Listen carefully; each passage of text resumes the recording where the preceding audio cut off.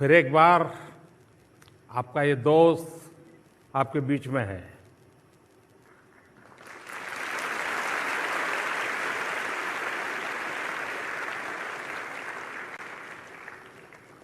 अगर कोई मुझे कहे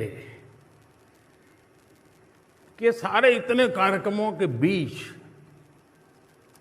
वो कौन सा कार्यक्रम है जो आपको सबसे ज्यादा दिल को छूने वाला है, अपने दिल के करीब है, तो मैं कहूंगा क्या? कौन सा? बिल्कुल सही कहा आप लोगों ने। तो आज हम बातचीत शुरू करते हैं और आजकल की फैशन है भाई हैशटैग विदाउट फिल्टर।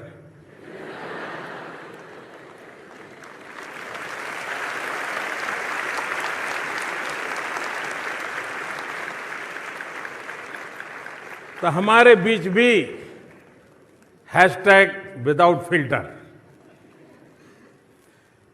जैसे आप अपने दोस्तों से बात करते हैं वैसे ही करेंगे, कोई बोझ नहीं, हल्की फुल्की बात है। गलती भी हो सकती है, मेरी भी हो सकती है, और मेरी होगी तो टीवी वालों को भी मजा आएगा।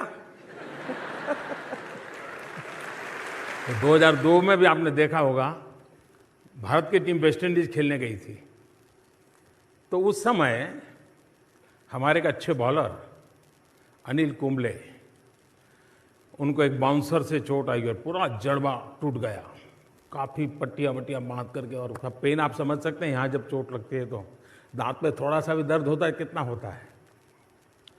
अब स्थिति ये थी कि अनिल बॉलिंग कर पाएंगे कि नहीं कर पाएंगे, लेकिन उन्होंने दर्द की परवाह नहीं की, रोते नहीं बैठे। अगर वो न भी खेलते तो देश उनको दोष नहीं देता, लेकिन उन्होंने तय किया नहीं, मेरा जिम्मा है। ठीक है, दर्द होता है तो होता है, जितनी पट्टियां लगा सकते हैं लगाएं, मैदान में उतरे। और आपको पता होगा कि उस समय 12 लारा की विकेट लेना यानी बड़ा अचीवमेंट माना जाता था, और ब्राउन लारा की विकेट लेकर के उन्होंने मैच का पूरा चित्र पलट दिया। यानी एक व्यक्ति का संकल्प औरों को भी मोटिवेशन का कितना बड़ा कारण बन जाता है। ऐसी अनेक घटनाएं आपके सामने होगी जिसको देख करके आप तय कर सकते हैं कि मैं इमोशंस को मैनेज करने का मेरा तरीका, उस पर देखने का मैं कैसी तरीका है, उस पर निर्भर करता है। अगर इसको हमने कर लिया तो मूड ऑफ होगा, लेकिन फिर भी आप पल दो पल में उसको मैनेज भी कर लेंगे, और फिर आप उसी स्वस्थ मन से अपनी बात को आगे बढ़ा सकेंगे। आज दुनिया बहुत बदल चुकी है, संभावनाएं बहुत बढ़ गई है। सिर्फ परीक्षा के अंक ही जिंदगी नहीं है। उसी प्रकार से कोई एक एग्जामिनेशन ये पूरी जिंदगी नहीं है, वो एक पड़ाव है। सबसे पहले हमने हमारे पूरे जीवन का ये महत्वपूर्ण पड़ाव मानना चाहिए, लेकिन यही सब कुछ है ये कभी नहीं मानना चाहिए। जिस दिन माँ बाप को मैं खास प्रार्थना करूंगा कि आप बच्चों को ये नहीं तो बस कुछ नहीं, ये जो मूड बना देते हो, मेहरबानी करके ऐसा मत करो। ये हुआ अच्छी बात है, ज्यादा अच्छा हो और अच्छी बात है, लेकिन कुछ न हुआ तो जैसे दुनिया लूट गई, ये सोच बिल्कुल ही आज के युग में उपयुक्त नहीं है। बहुत सारे स्कोप है, जीवन के किसी भी क्षेत्र में जा सकते हैं आप। आपने देखा होगा किसान, हो सकता है स्कूली शिक्षा बहुत कम हुई हो, लेकिन वो सीखता है, अनुभव करता है, टेक्नोलॉजी एडॉप्ट करता है, शिक्षा की अपने खेती की पद्धति बदलता है, आधुनिक करता है, जीवन को कितना बढ़िया बना देता है। और इसलिए मैं साफ कहूंगा कि परीक्षा का महात्म्य है, उसके बावजूद भी परीक्षा ही जिंदगी है, ये सोच से हमें बाहर आना चाहिए। जीवन में कई प्रवृत्तियां होती हैं, कई चीजें होती हैं, इसको लेकर के हम आगे बढ़ सकते हैं। जहां तक मोटिवेशन एंड डिमोटिवेशन का सवाल है, जीवन में शायद ही कोई ऐसा व्यक्ति हो जिसको इन चीजों से गुजरना न पड़ता हो। हर किसी को इस दौर से गुजरना ही पड़ता है, बार बार गुजरना पड़ता है। कभी कुछ करने के लिए बहुत मोटिवेटेड होते हैं, कभी एकदम से असफलता मिली तो डिमोटिवेट हो जाते हैं। अब आप देखिए चंद्रयान, आप सब रात को जाग रहे थे, हैं? चंद्रयान को भेजने में आपका कोई कंट्रीब्यूशन था क्या? नहीं था।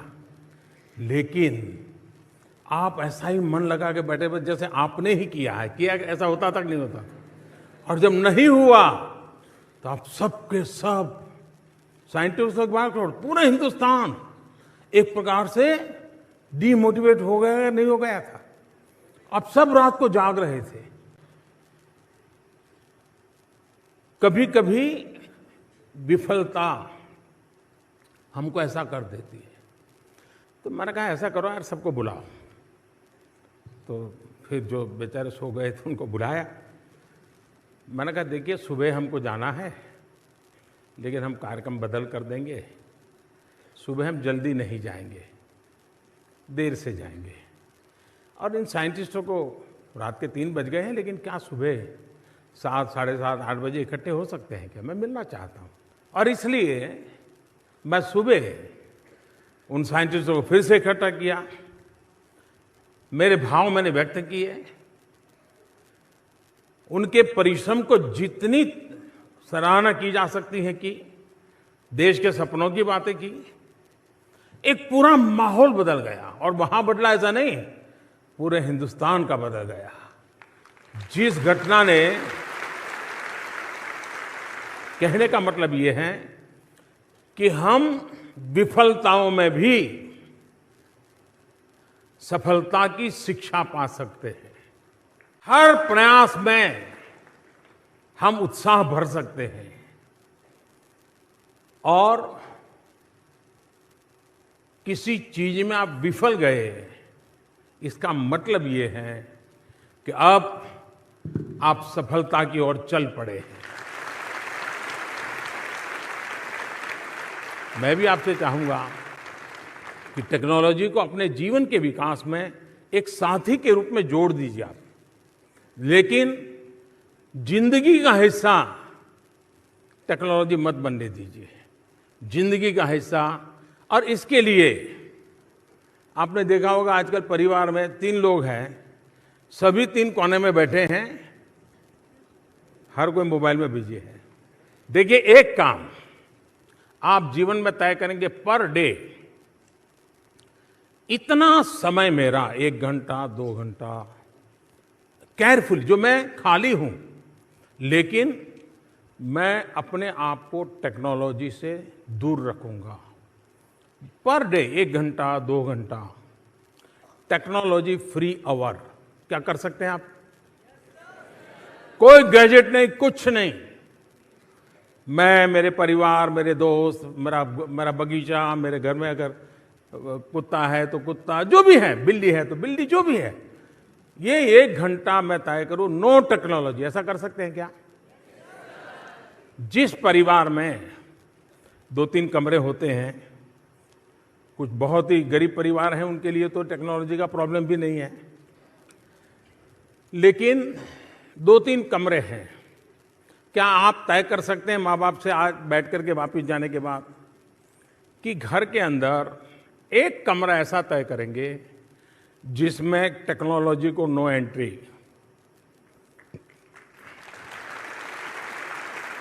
तो एक प्रकार से मैं टेक्नोलॉजी के अतिशय महात्म्य भी देता हूं, एट द सेम टाइम मेरे भीतर का इंसान रोबोट न बन जाए, इसकी भी चिंता करता हूं। और इसलिए दोनों को बैलेंस बना करके चलने के कुछ तरीके हैं जो मैंने आपको बताए हैं।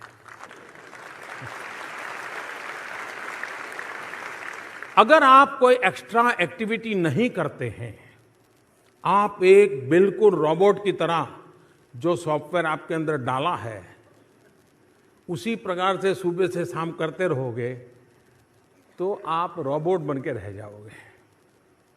क्या हम चाहते हैं कि मेरा देश का नौजवान रोबोट बन जाए? नहीं चाहते हैं। हमारा नौजवान ऊर्जा से भरा हुआ, सपनों को लेकर चलने वाला, साहस सामर्थ्य दिखाने वाला, ये अगर नहीं होगा तो कुछ नहीं होगा। और इसलिए हमने अन्य गतिविधियां, एक्टिविटी, उसमें उदासीन कभी नहीं रहना चाहिए। ये ठीक है, समय का मैनेजमेंट करना चाहिए, संतुलन करना चाहिए, लेकिन उस एक्टिविटी यानी बिल्कुल बेकार, सब बर्बाद हो जाएगा, ये नहीं होना चाहिए। एक समय था जब अवसर बहुत कम थे तो लगता था भाई एक बार किताबों की दुनिया से आगे बढ़ जाऊं तो रास्ते खुल जाएंगे। आज ऐसा नहीं है। आज अवसर बहुत है और इसके लिए अगर हम कोशिश करें, हम प्रयास करें तो हम अवश्य परिणाम प्राप्त कर सकते हैं। अगर आप स्कूली जीवन में विविधताओं भरे जीवन को कसने का आदत बनाते हैं तो आने वाले जीवन में ये बहुत उपयोगी होता है।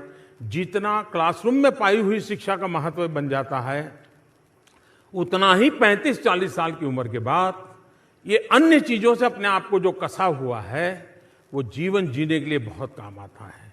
और इसलिए एक को दूसरे का दुश्मन नहीं मानना चाहिए, एक दूसरे को नुकसान करना ऐसा मत मानना चाहिए।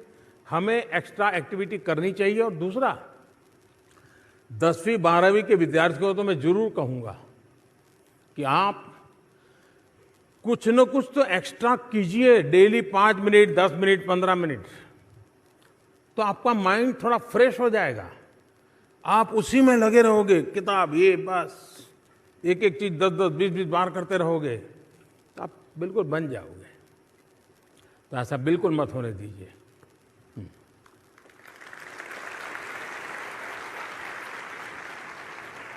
वोकेबलरी बहुत अच्छी होनी चाहिए। क्या कभी हम अपनी मातृभाषा की डिक्शनरी या किसी अन्य एक भाषा की डिक्शनरी, जो भी आपको पसंद आए, अंग्रेजी करना है अंग्रेजी, क्या डेली अपने मोबाइल फोन में जो डिक्शनरी है तय करेंगे कि आज मैं कम से कम 10 नए स्पेलिंग और उसका मीनिंग दिन भर में जब भी जाऊं मोबाइल फोन निकाल करके देख लूंगा, याद कर लूंगा, पर डे 10। बोलिए टेक्नोलॉजी उपयोगी हुई कि नहीं हुई?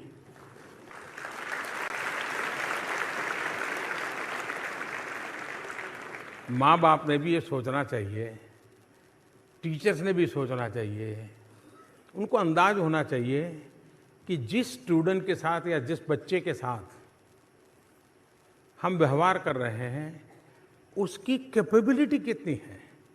ये माँ बाप को, टीचर को अंदाज होना चाहिए और उसको प्रोत्साहित करना चाहिए। मैं माँ बाप को यही कहूँगा कि आप, बच्चे बड़े हो गए हैं ये स्वीकारिए। ऐसा नहीं कि अब भी वो तो 3 साल का है, भले 12वीं में पढ़ता है, ऐसा भी नहीं। बच्चा बड़ा है वो स्वीकार कीजिए, लेकिन खुद को आप, जब वो 3 साल के 4 साल के बच्चे थे तब जो आपकी साइकी थी उनको मदद करने की, उसको जीवन भर जिंदा रखिए।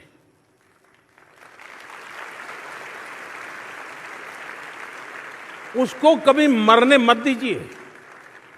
जिस परिवार में माँ बाप की ये सोच होती है कि मैं मेरे बच्चों में उनको जहाँ जाना है, जैसे जाना है, रास्ता अगर सही है तो मैं हमेशा प्रोत्साहित करने के लिए प्रयास करूँ।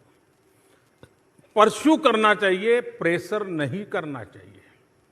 जितना ज़्यादा प्रोत्साहित करोगे उतना परिणाम ज़्यादा मिलेगा, जितना प्रेशर करोगे उतनी समस्या को बल मिलेगा अब माँ बाप को तय करना है, टीचर को तय करना है कि हमें समस्या को बल देना है कि प्रोत्साहित करके उसको ही शक्ति में परिवर्तित करना है।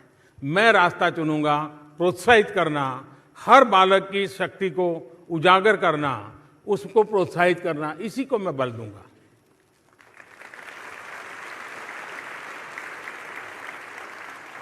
दिन भर का काम, थकावट, अलग अलग मन के अंदर कुछ घटनाएं, पूरा दिन बीतता है, ये चीज़ें धीरे धीरे जुड़ जाती हैं और होते होते आप कल्पना कर सकते हैं कि आपका माइंड, आपकी मनस्थिति कितनी एंगेज होगी शाम के समय।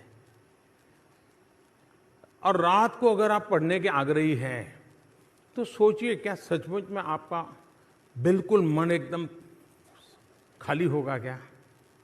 नहीं होगा। प्रीऑक्यूपाइड बहुत सी चीजें होगी, बहुत सी चीजें भरी पड़ी होगी और दिन भर की घटनाएं होगी तो उसका एक्शन रिएक्शन भी मन में चलता होगा। और इसलिए संभव है कि रात को आप उतना फोकस न कर पाते हो। संभव है, सबके लिए सत्य नहीं हो सकता, लेकिन ये सत्य है कि गहरी नींद के बाद, और मैं तो नहीं कहूँगा कि 3 बजे उठ करके पढ़ो, वरना फिर आप माँ को उठाओगे, माँ 3 बजे उठना है, चाय पिला दो। लेकिन एक रीजनेबली सुबह सूर्योदय के पहले अगर तैयार हो करके पढ़ना शुरू करते हैं तो पूरी तरह आप बिल्कुल मन से एकदम तंदुरुस्त होते हैं। जैसे बारिश के बाद आसमान कैसा साफ नजर आता है, वैसा मन भी होता है। अब आप सोचिए कि उस समय जो आप पढ़ेंगे वो ज़्यादा रजिस्टर होगा कि नहीं होगा। और इसलिए हमारे यहाँ अनुभव से ऐसा माना गया, और दुनिया में भी शायद माना गया है, मेरे पास कोई साइंटिफिक एनालिसिस तो नहीं है, लेकिन जो माना गया है और जिसमें मेरा भी विश्वास है कि सुबह बहुत ही उत्तम कालखंड होता है, फ्रेश होते हैं, थकान नहीं होती हैं और अध्ययन से ही शुरू करते हैं तो ज़्यादा अच्छा रहता है। लेकिन मुझे नहीं लगता है कि ज़्यादातर विद्यार्थियों का प्रॉब्लम ये है। जरूरी नहीं है कि आपको रात को पढ़ना है या सुबह पढ़ना है। हर एक की अपनी विशेषता होती है, अपनी आदतें होती हैं, और आप जिसमें कंफर्ट हो वही करो।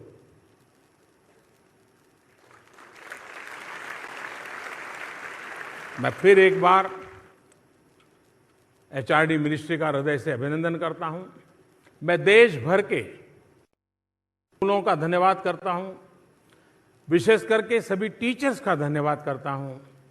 मैं सभी अभिभावक का धन्यवाद करता हूं कि उन्होंने लगातार इस परीक्षा पर चर्चा, इस कार्यक्रम को सफल बनाने में बहुत बड़ी मदद की है।